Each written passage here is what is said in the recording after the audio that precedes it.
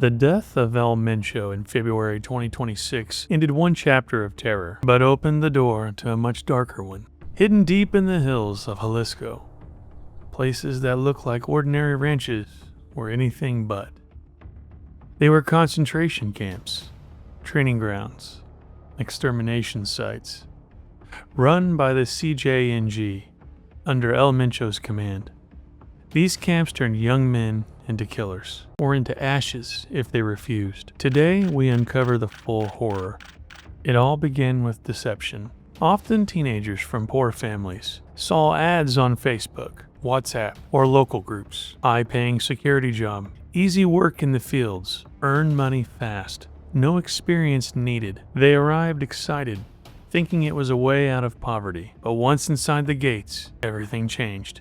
No phones, no contact with family. Escape attempts meant death. Was the CJNG's forced recruitment system, perfected under El Mencho, to build an endless army of sicarios. The most infamous site, Rancho Izigueta in Teoxitlan, Jalisco, discovered in March 2025 by civilian search collectives like Guerreros Buscadores de Jalisco. Families looking for their missing loved ones forced their way in after authorities failed to act. What they found shocked the nation. Hundreds, over 1,300, items of clothing were lined up like a twisted school uniform check. Shoes, backpacks, jackets, pants, even children's sizes, personal belongings, ID cards, keychains, letters to loved ones saying goodbye. Bullet casings scattered everywhere. Obstacle courses made from old tires for military-style training. And the most horrifying, 3 underground ovens. Clandestine crematoria filled with charred human bones and ash. Survivors' testimonies paint a nightmare picture. One survivor told reporters, "They tricked us with job offers.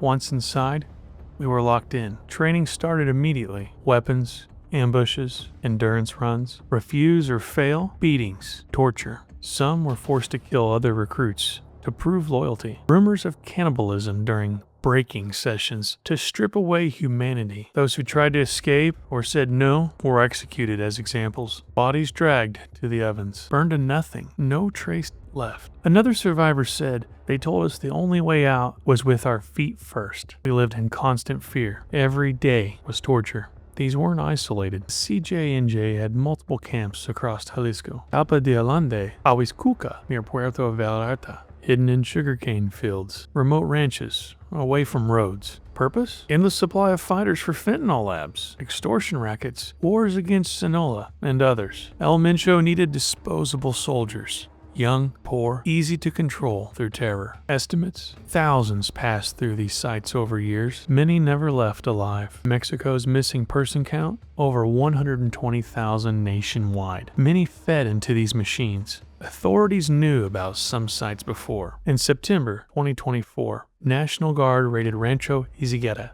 arresting 10 people, freed 2 hostages, found a body and weapon, but they missed the ovens, the graves, the scale. Only when families stormed in months later did the truth emerge. Media called it Mexican Auschwitz. Protests erupted across Mexico, families demanding answers, justice for the disappeared. In April 2025, 2 members of the search collective were murdered. Retaliation? The state promised investigations, but critics say complicity runs deep. Local officials arrested for links to CJNG, evidence tampered, sites staged for media tours. Controversy continues. The human toll is unimaginable. Mothers searching piles of shoes. Is my son's here? He disappeared 5 years ago. Fathers recognizing a backpack. This was his. He said he had a job interview. Children left without parents. Communities broken. These camps weren't just about drugs. They were modern slavery factories. Forced labor,